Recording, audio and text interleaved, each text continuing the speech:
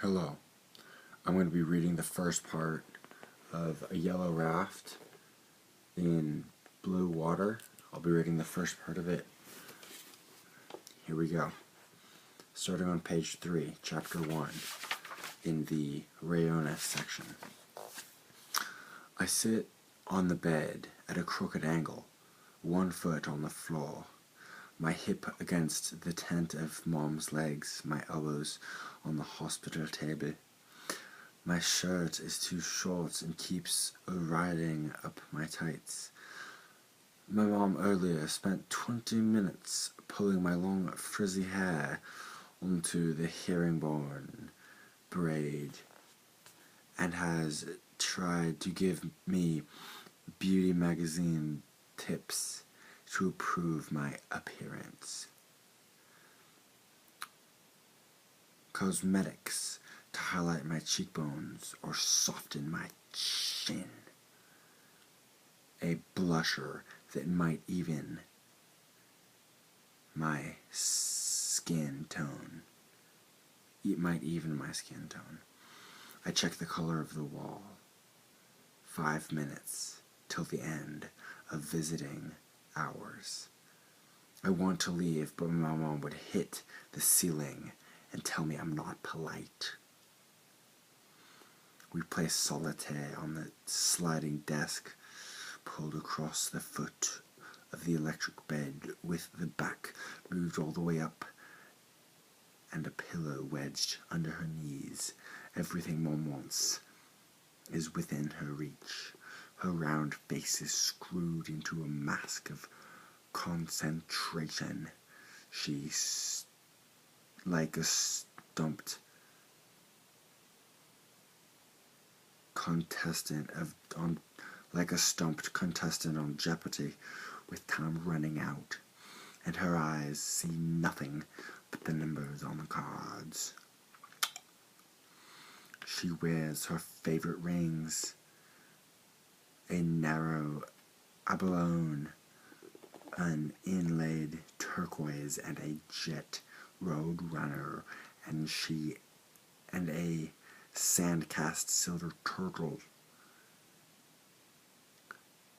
Dwarfed among them, the thin gold of her wedding band cuts into her third finger.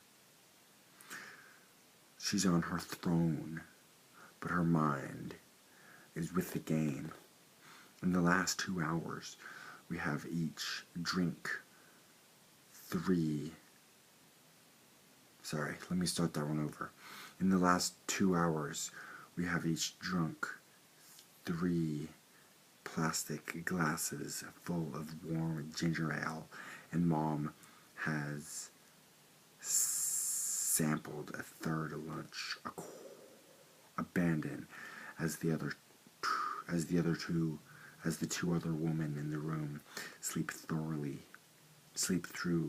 the afternoon visiting hours. We talk softly to keep our privacy.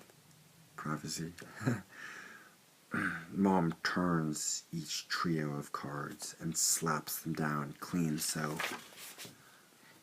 that only the top one shows. This time, I can feel it, she tells me. I don't disagree, but I could. The last pass, though, I have seen a 2 of clubs and a jack of spades hidden between an early 10 of hearts. The jack will win this hand. After squaring the deck, Mom starts through again. This time, she snaps the sets into her palm before she lays them out, and the first face to appear is the black 2. She pegs it into 1 ace without changing her expression. But does she seem pleased to see the jack? Come on, Mama, she whispers and matches it to her queen of diamonds. The 10 follows suit. Why did I tell you nothing to it? Her eyes are large and brown, dull from the morning meditation and from not enough sleep, but they flash with her victory, kind of like this, I would imagine. Now, to continue. I can't help it. Her cheat bothers me, but I go along. It's not worth arguing about. You're on a roll, I tell her, when all 52 are distributed, ace to king, in 4 matching rows. Now try the other kind, the jump over. I quit when I'm ahead. She pushed a pile in a jumble toward me, find the bottom that adjusts her angle, and sinks into a reclining position. I take the cards, shift my weight, and shuffle, riffle, and pat them even. Out of habit, I offer Mom an illegal cut, which she ignores. Then I pick up the deck and peel off the 4 of clubs. Do you remember now? Mom asks. The object of the game is to reduce everything to the single pile. You set the whole deck down, one by one.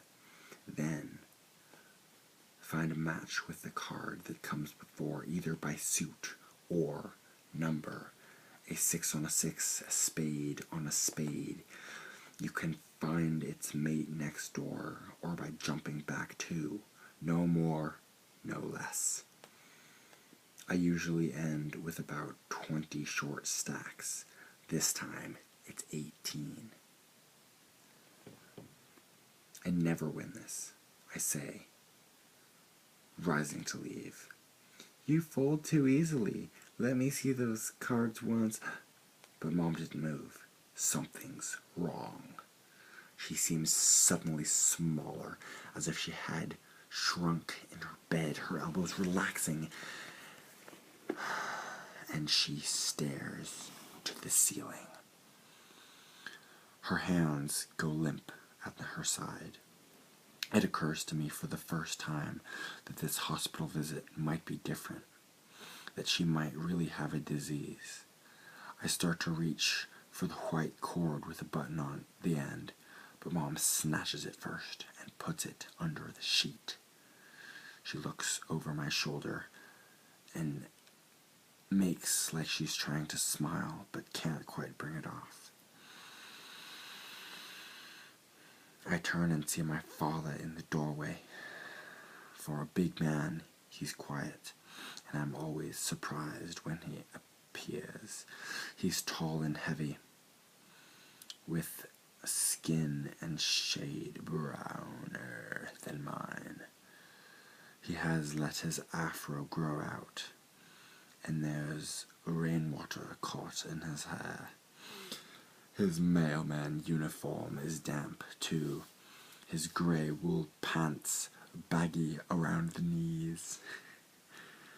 At his wrist, the bracelet of 3 metals, copper, iron, and brass, has a dull shine. I've never seen him without it. He looks uncomfortable and edgy in the He looks uncomfortable and edgy in the brightly lit room, and wets his lips, kind of like this, I would imagine, again. Rayona, what's happening? He asks me. These are the first words I've heard from him since my 15th birthday 5 months ago, when he telephoned to say he'd be late to the party. So, I'm not friendly. I stand. I push 5'10". Taller than any other girl in my school, but I still feel short in front of him. Don't you say hello to your father? Dad asks me. Elgin? Mom says behind me. I thought you only visited when I was asleep. Visit? When I visited? Mom must have called to tell him she was out of commission. There was no other way he could have known, because her friends are now permitted to speak to him these days. Excuse me. You go on now, Ray, Mom says. Eileen and I have to talk. She has been busy rearranging herself in the bed.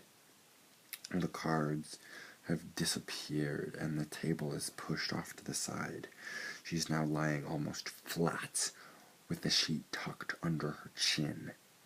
The pillow still supports her knees, though, so she has to lift her head to see us. Now don't rush off, Dad says to me. Let me get a look at you. He inspects me like a first-class package, looking for loose flaps.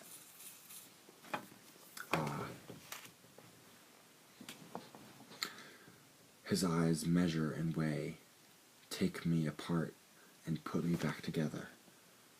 I wait for him to compliment my height, to say, as he likes to do so, that I take after him rather than Mom, who only comes up to my ear, even in her highest heels. I expect he'll judge I'm too skinny, but I just shake his head. He just shakes his head, half sad, half confirmed in some belief.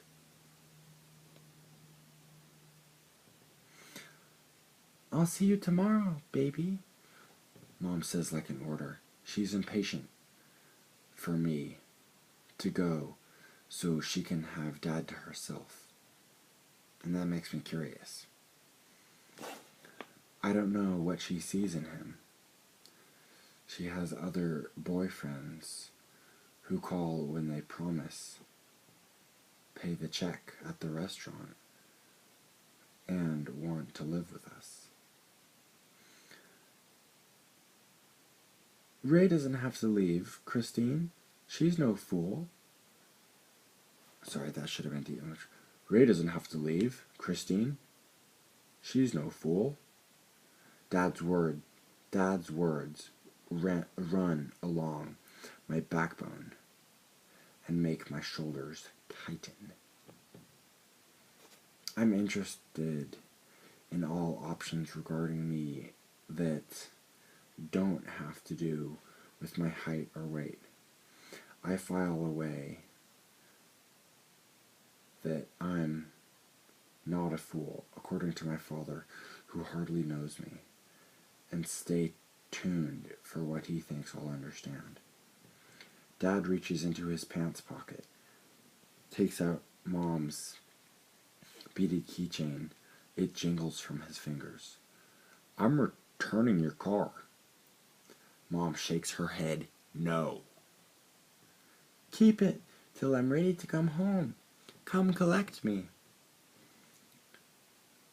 That takes more than a dented volar. Is that what you say to a sick woman? It's got new plugs, Mom says.